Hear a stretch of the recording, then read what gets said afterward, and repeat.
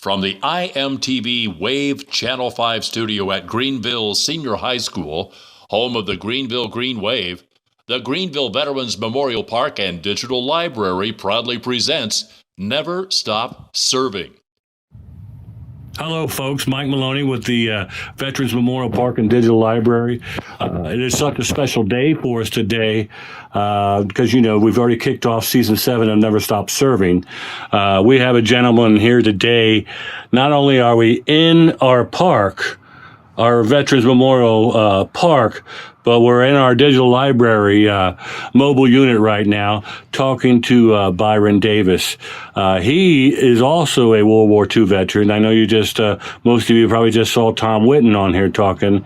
He's also a World War II veteran, and of course we're going to get to know him. But I just wanted to tell you this is a special time for us. We're going to enjoy Oktoberfest here at our VFW as well, as we're parked in the lot after we're done with this interview. I'm looking excited about that too, huh, Bryon? All right, so please, Bryon, please tell me about yourself. Tell me where you came from, who your parents were, where you grew up, school, and how you joined the military. Okay, I Forrest and Celia Davis and my father and mother. And I grew up in Monroe Township, born and raised down there, grew up there, went to school at the Monroe Schoolhouse, then it was now Franklin Monroe.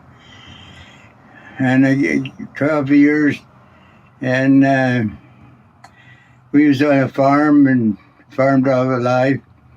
And when 1962 come, I was a senior in high school.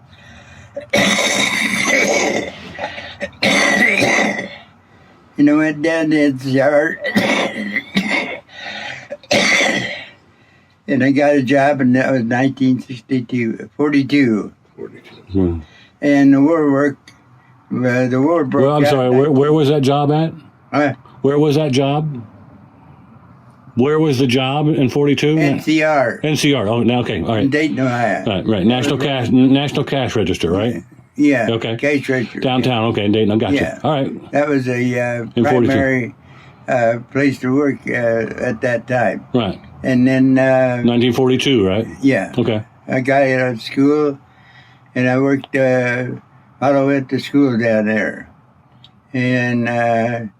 So after I got out of school, I kept working at the NCR till I had to be drafted, and I went to the Navy, and I went down from Greenville when I was inducted in. Bus took us down to Cincinnati at the post office, and there's 5 guys there down there to have your choice. You had Coast Guard, Navy, Army, Air Force, and Marines. And I took the Navy. And I come home a couple of days, and then I had to go back. And they took us down to Chicago at the Naval Training Station. There's 5 camps up there, and I can't tell you what camp I was in one time. Was it up at Great Lakes? Yeah. Yeah. And I was so they had Navy camps up there? 5 Navy camps at the north end of Chicago. Yeah, okay. And so I was up there 2 months, and I got $25. And then when after 2 months, I got out of there, and I got $50 a month. And then you were private, or I'm sorry, what would be seaman? Seaman. Seaman, right? Yeah. Mm-hmm. So I took my training up there, and then I had a Texan from down Texas in February is when I took my training, and it was really chilly and windy up there. And he said, I don't know why they put one up here. They should put it down in the south. And it was really, really windy and really cold. And so I got out there. What year and date was this? About when was this? That was 1945. 43. Yeah, February 43. February 43, yeah, okay. And I got out in April and come home. So my wife and I, we went down to Covington, Kentucky, got married, and I was home for 15 days. And so I left and went back up to Chicago, and I got in the security guard. And there's a guy up here in Northern Ohio at Williams County, and he was in there, so we bunked together the rest of our naval life in the Navy. And so he was up there 2 months, and shipped us to Birmingham, Washington, at Seattle, at the Naval Yard. They was building ships, repairing ships. I seen New York Town, where a cosmetic Damage. plane hit the underneath the flight deck, put a big hole in it, big hole, and they was going to repair it there. And then we was there probably 2 or 3 weeks. I'm not sure for sure, but anyway. So your job was shore patrol, or like an MP, or what was your job in the Navy? Well, I was a motor mech machinist for diesel engines when I got up on this ship that I was on. Right. And so we left Bremerton, Washington on a troop ship. And the troop ship is an old passenger line. I mean, that was old. And in the bathroom,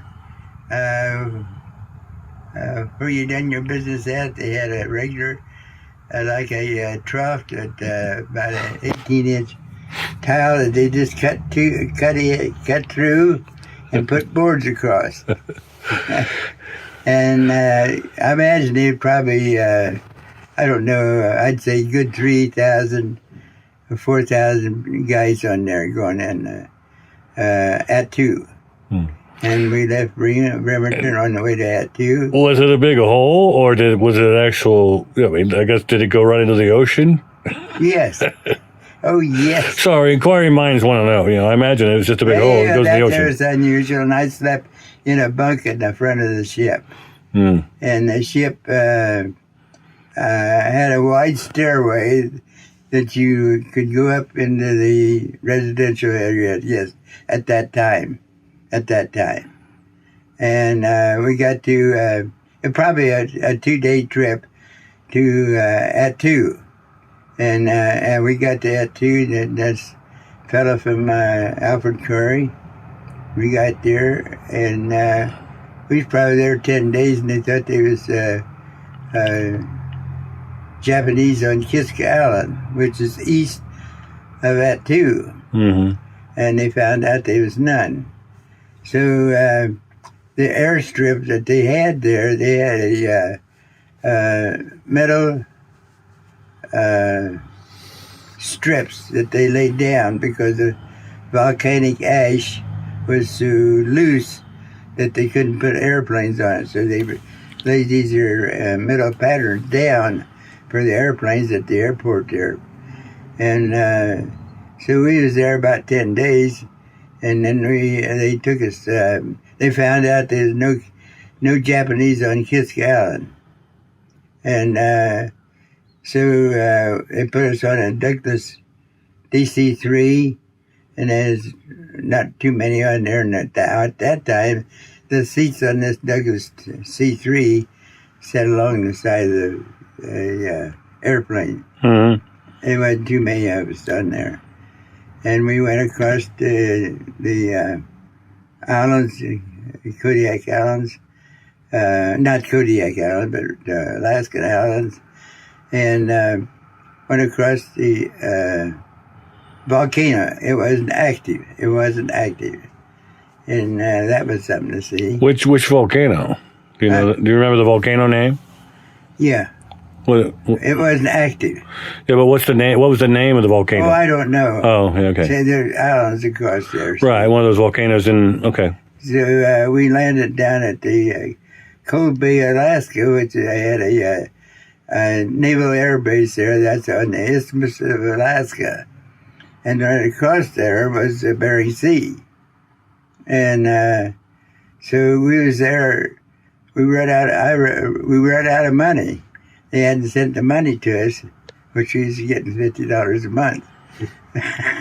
And of course, they finished the clothes and your eats and everything, but we didn't have any eats. And so this here Alfred Curry's his name up at Williams County, Ohio. He played cards and he got enough money to buy a hamburger for each one of us. So we had a hamburger for a while. And I imagine we was there at Cold Bay for about I would say a good month. Maybe 2, I don't know.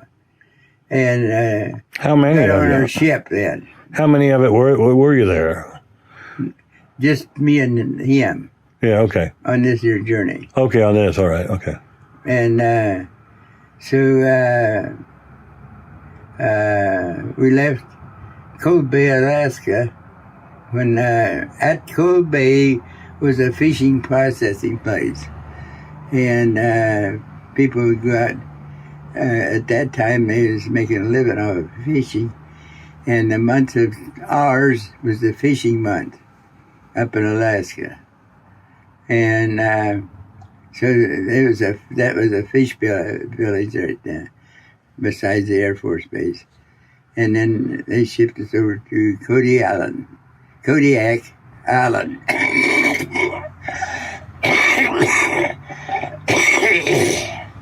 So I was at Kodiak Island probably a year I'd say about a year and a half. Anyhow, it was August when we left Bremerton, Washington. Was that 1943? 43? Okay.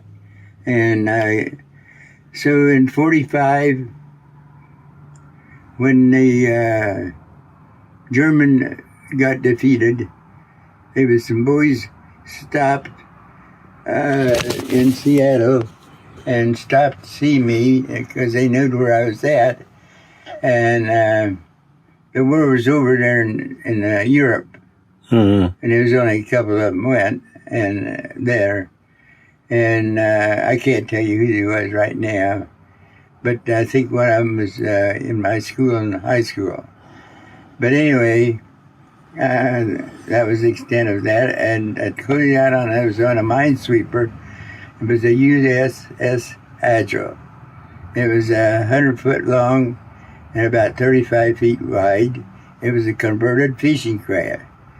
And they had a diesel engine in there, and the drive engine was 400 horsepower. And the pistons in the drive engine was about 10 inches diameter. And it was a 400 horse Atlas diesel engine. Now, please explain to everybody what a minesweeper actually does, what its mission is. And the minesweeper, the converted fishing craft that we had, it only drawed not more than 12 foot of water. And so that always stayed close to shore because they put a cable out, and it was probably maybe 250 feet long. And then on about the last 30 feet, no, the last 10 foot, they had I don't know what you want to call it, but a metal cradle. It was like a shutter, a house shutter, on to keep the depth. And the ship would run, and this cable would run out.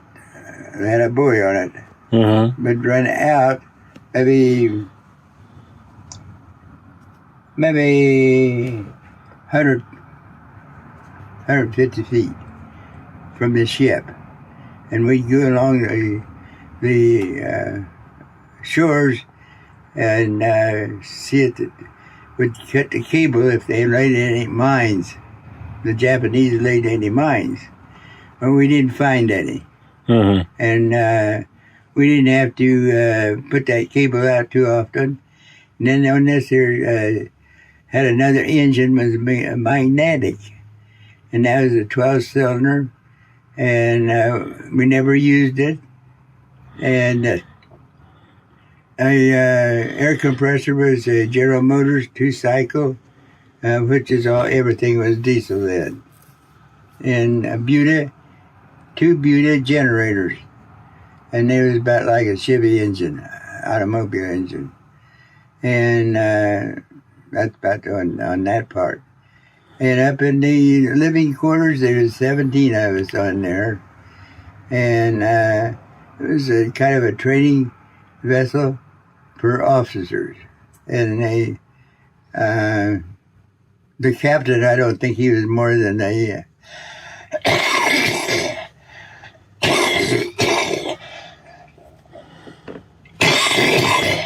lieutenant. They'd come and go. And they'd probably stay about 3 months. So on Kodiak Island, there was about 4 or 5 of us. We went to caribou hunting, and I didn't know at that time what a caribou looked like. And on Kodiak Island, there was bears up there. And so I went another way from the other 4 guys. They went up in the hills part, and the vegetation up there wasn't more than 12 foot high. And them our Kodiak bears was 18 foot. They could stand up 18 foot. And so I went over, and there's a stream. Probably the water was probably 3 feet deep, and it was probably as wide as this there cabin right now. Mm-hmm.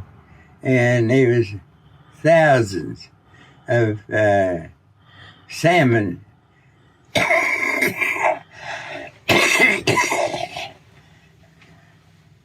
2 foot long. Thousands.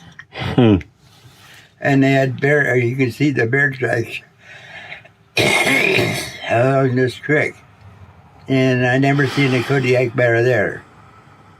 I'm glad too. But I had an M1, which is a heavy rifle that they shoot for the mines. If you cut a mine off in the ocean up there, Bay of Alaska, but never used it because we never cut any. So your M1 had a special fit to it? Yeah.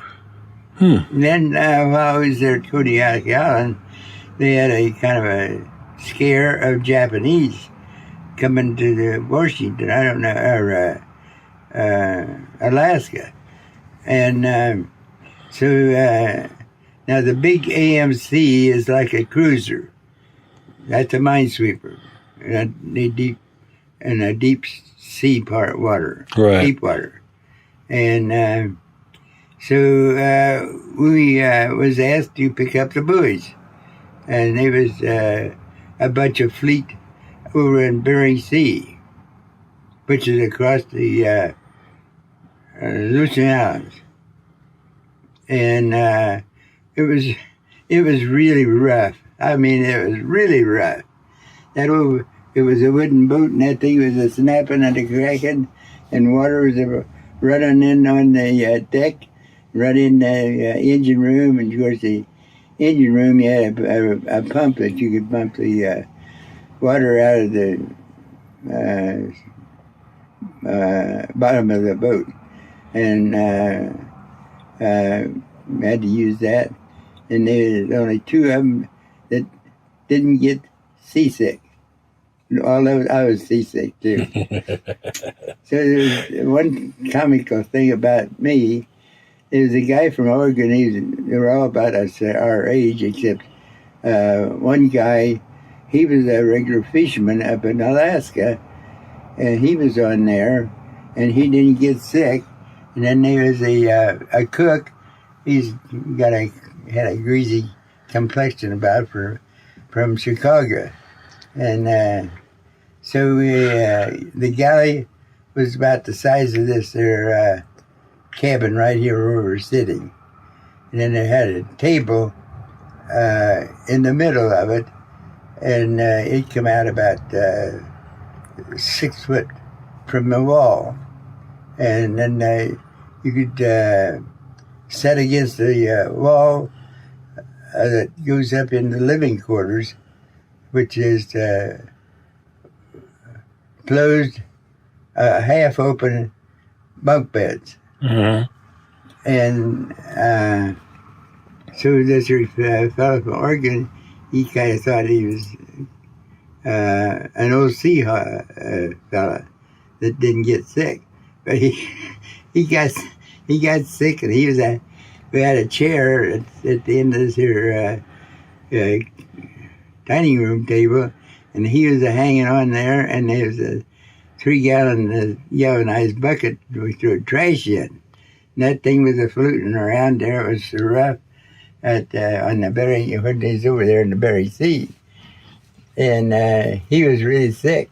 And I'd say, Graham, how'd you like to have a good pork chop out of the oven? Oh, that's what he threw up. Vomited. And, but anyhow, that was fun on about that. And then we had a guy that, at least Little Wave, he was a mechanic, motor mechanic, which the Navy they call, work on engines, which I did too. And he had to stay in the bunk. It was really bad for him. And we was the two that didn't get sick, they went out on the deck and got these little boys and put them out the deck. And I don't know how many they got. I don't know how many, probably out there half a day, I guess. I just put it like that. And even the officers, they was sick, which is usually they had 3 officers on there. And they kind of stayed up in the wheelhouse to themselves, you know.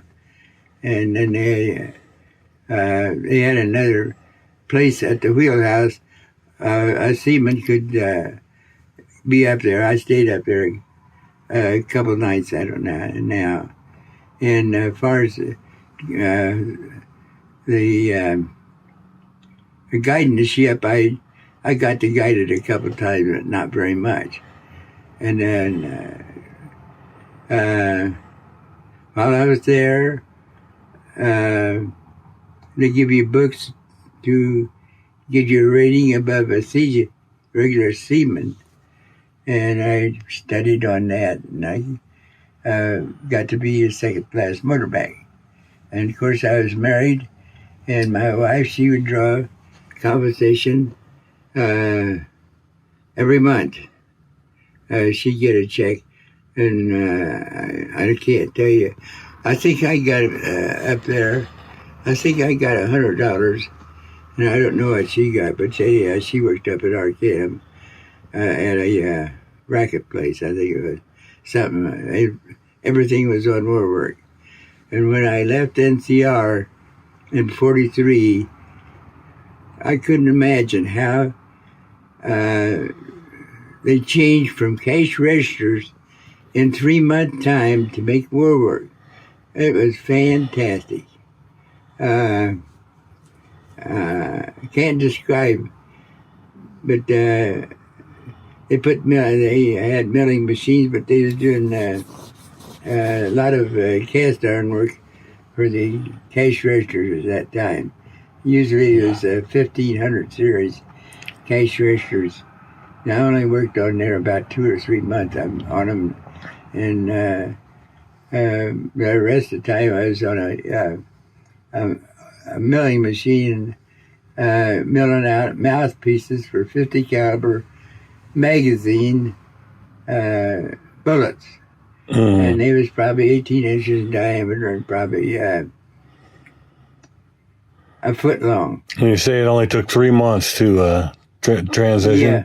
That is amazing. That is amazing. I'm glad you mentioned that and pointed out. And it's amazing. At that time, up at Ford Motor Plant, they was putting out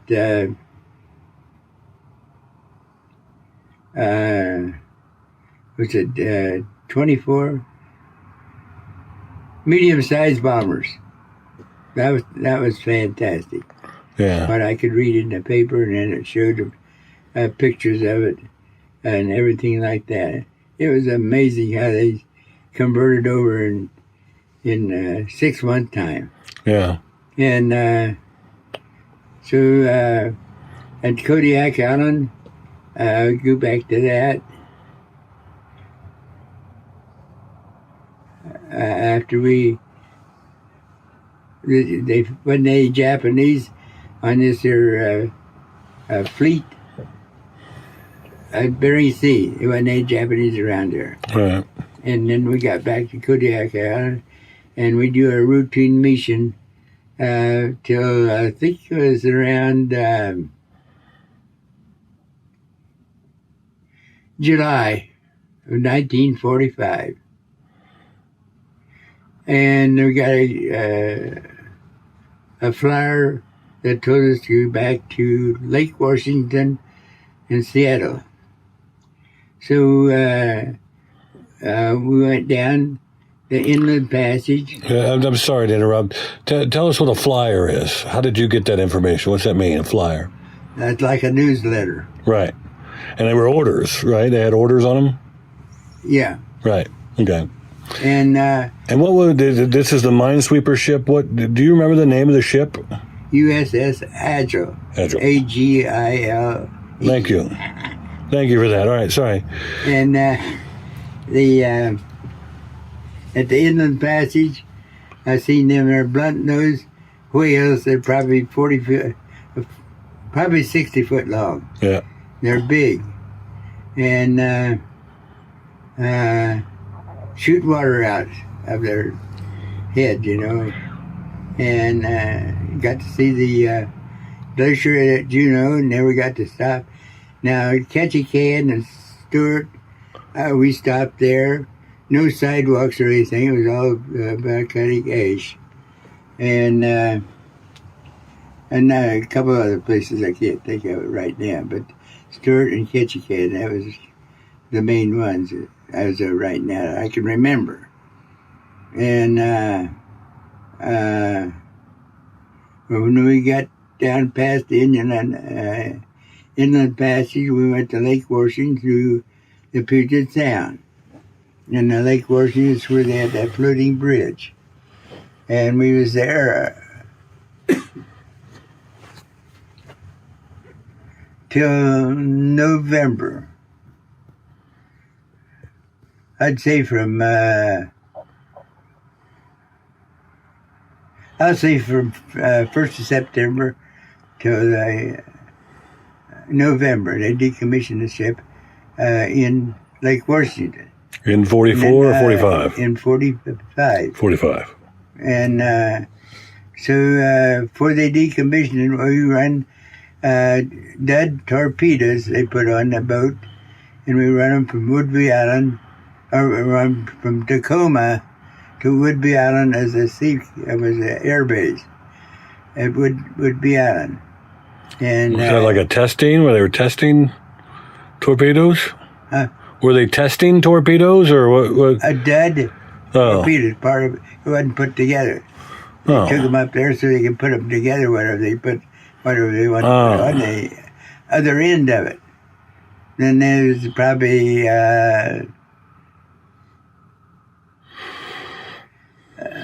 8 foot long, and I don't know, I imagine it was probably 18 inches diameter, and I imagine we put on that a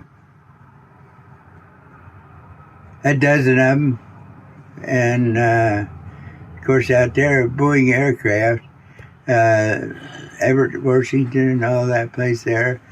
So when I got there, I took a bus ride out in the country, and I think it got close to Apple District, and then the lakes out there is clear water. You can see down 10 foot. It's clear. You can see the fish running at the lakes.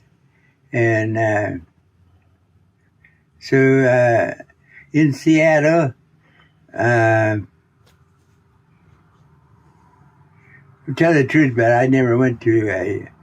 They had USO dances. I never went to that because I never knew how to dance. And Never? yeah, and that was a big thing. The USO back then. Ah. And Seattle.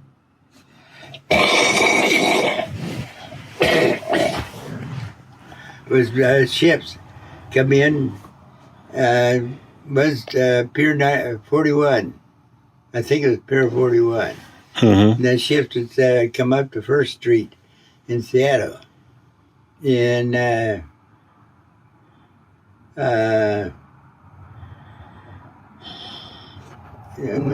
see, when I got back there to Seattle at Bremerton Shipyard, I told my wife, and she come out by a four-motored airplane to Seattle, Washington, back in 43. Was that her first time flying? Yeah. Wow. And she got from Dayton to Seattle, Washington. She come by way of Minneapolis, Minnesota. Wow. And she stayed there about 3 months, and she had to go home because I was going to get out. So I got out in, I want to say last of November. I got out and come back to Chicago. November 45. Yeah. Okay. So in November 45, they come back by train. And it was an old light train. We got to Omaha, when it was cold then. Yeah. When we got to Omaha, we got on a metal enclosed train. Boy, oh boy, it was beforehand we was poking along from Seattle to Omaha. When we got to Omaha, we got on this steel coated train. We went to Chicago. I mean, we really went out there. Wasn't too long from Oklahoma. To Chicago, and got released at Chicago, and then I come home, and I was home at the middle part of December. And when I got home, we went to Richmond right day before Christmas. It was so hot that I got had a suit on, and I was just sweating. And after that, I got the stiff neck, and I really got it. So I finally got over it. But anyway, that was of it. And that was December 1945, and that's the extent of it.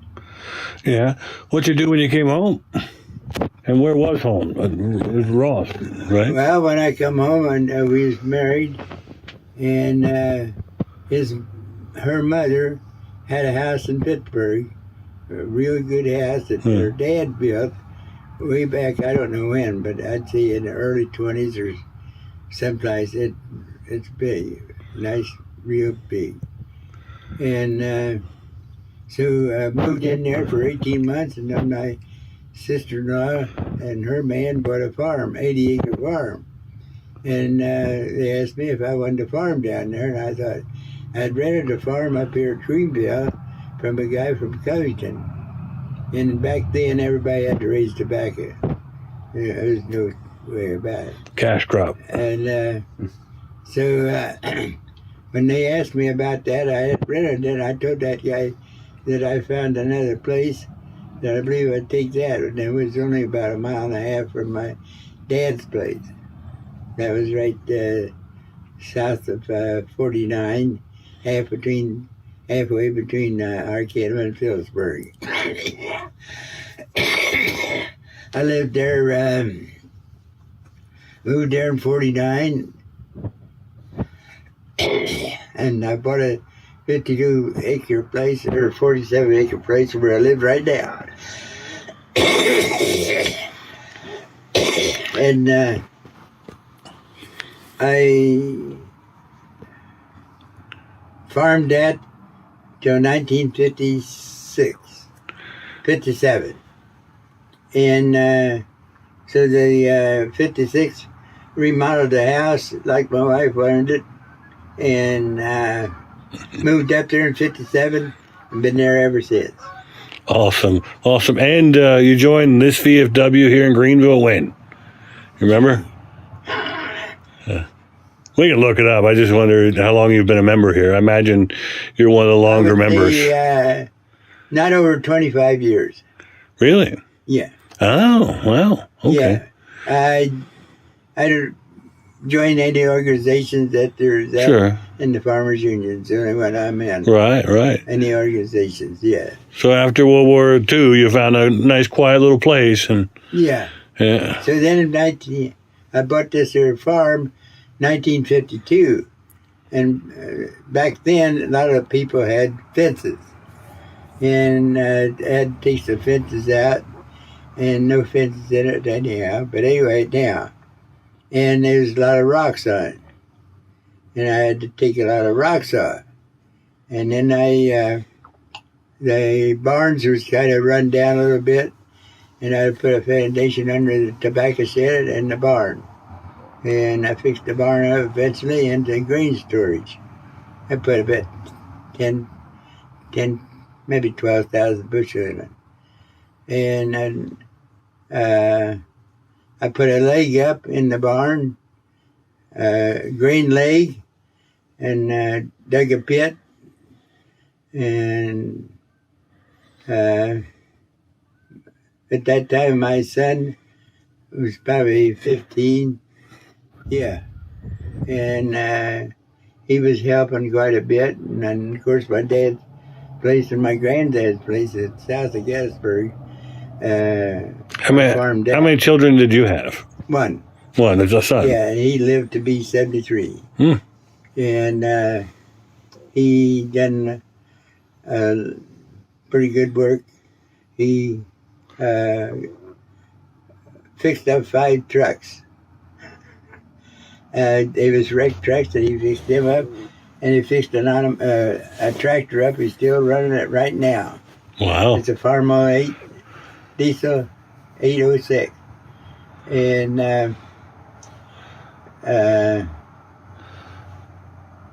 I got the green leg up, and he fixed up a semi that the cab was off. He put one on, and he got a young guy to run it. He was hauling meat from Chicago to Boston. That was hanging meat at that time. And this here young fellow, he got the meat up at Chicago and took it over to Boston, and he went around the curve a little bit too fast, and that swinging meat that flipped him over, and there was a light pole there on the side and got him across the neck right here. Wow. And Jack went up to see about it, and he brought a paper back and showed. And this here fella, I don't know whether I think he just got married just a little bit before then. Wow. So then Jack and another guy went up there to bring the truck back. Jack had flew up there first, and he come back and looked at it. Thought he'd fix it up again. So he fixed this truck up again, put another cab on. He got it out of Fort Wayne, a new cab.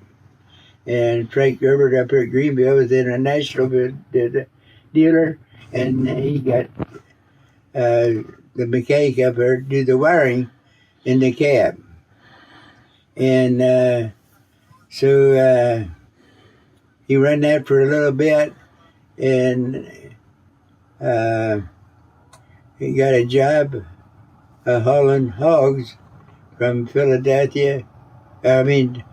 Indiana, Illinois, Ohio, to Philadelphia, Penn back.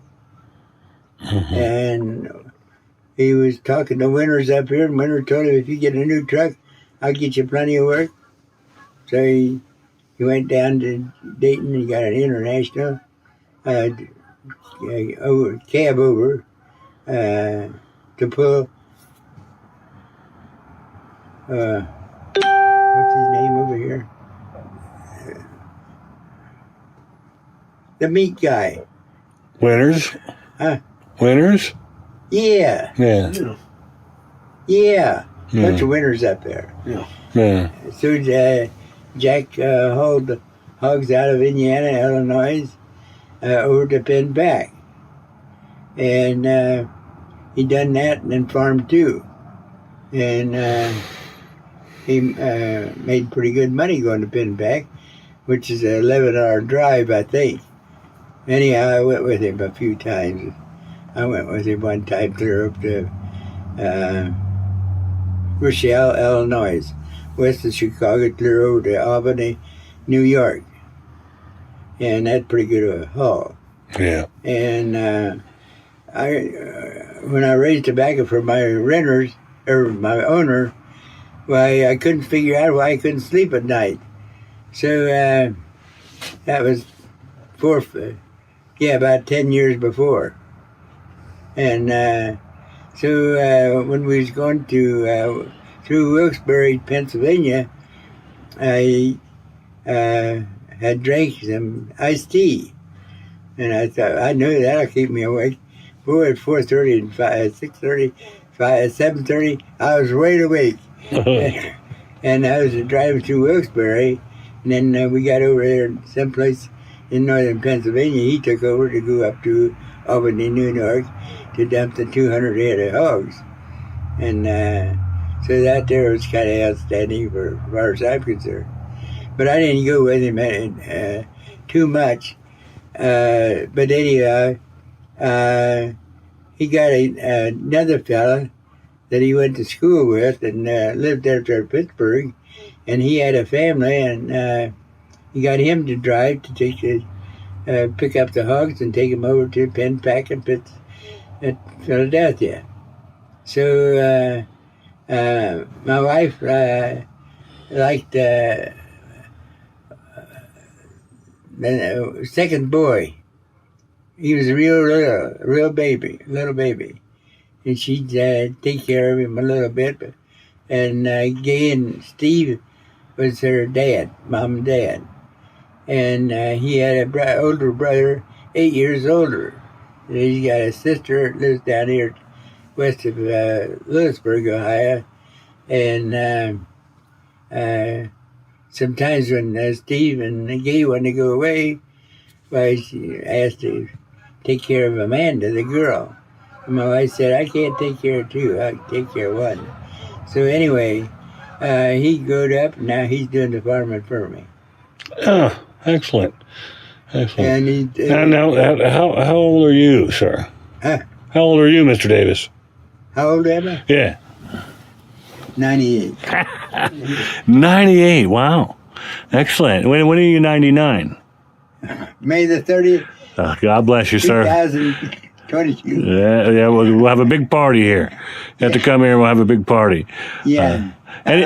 On my side, the Davis side, there's only one that I know of. He lived to be 99. And that was last year he died. He was 2 years older than I. He lived over by Bradford. Well, good luck to you, sir. I think you can do it. It looks like you can. I don't think so. But anyway, I'm still on the go. I've got a 3-wheel bicycle. I put a trailer motor on it, and it works off the wheel, and I ride that around in the daytime sometimes, and I play cards, and in the last since 95, I've played cards, euchre, and in the last 5 years, I played... You got a partner that's any good? Huh? You got a euchre partner that's any good? No, anybody. I was going to say, hopefully you're not using Ted here. Yeah. Yeah. And I play Tuesday night at 5:30 at Inglewood. Wednesday night at Mary's Pizza. Thursday afternoon, I play bid euchre up at Greenville Where at in Inglewood? 707? at the Moose. Oh, at the Moose there. Okay, all right. And then Thursday night, I go back to Tip City. And then Friday night, play at West Mountain. Get around, sir. My money's on you're going to be good till next May, I'm pretty I'll sure. tell you what, I don't sleep good at night. I'm up 4 or 5 times a night. And I take a little bit of medicine, and I got to keep myself going. Yes, sir. You can't move or anything. Yes, sir. And I eat 3 meals a day. Yeah. All right. And anything else you want to say there before we sign off? No. All right. Hey, thank you so much for talking with us. We're always very interested in talking to, especially World War II veterans, to get all the different stories in there. And that's what's amazing about all these stories is they're all different, and it shows different perspectives and different views, which is fantastic, and we need more of. So thank you, Byron Davis, very, very much for talking with us, and we'll go eat some bratwurst now.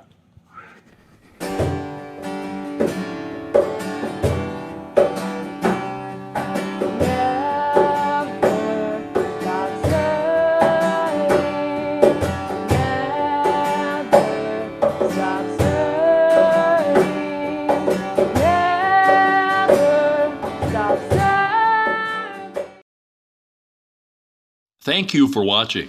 Please visit us on our social media sites. Please consider contributing to our mission in some way. Also, we are always looking for veterans and their families to share their stories with us.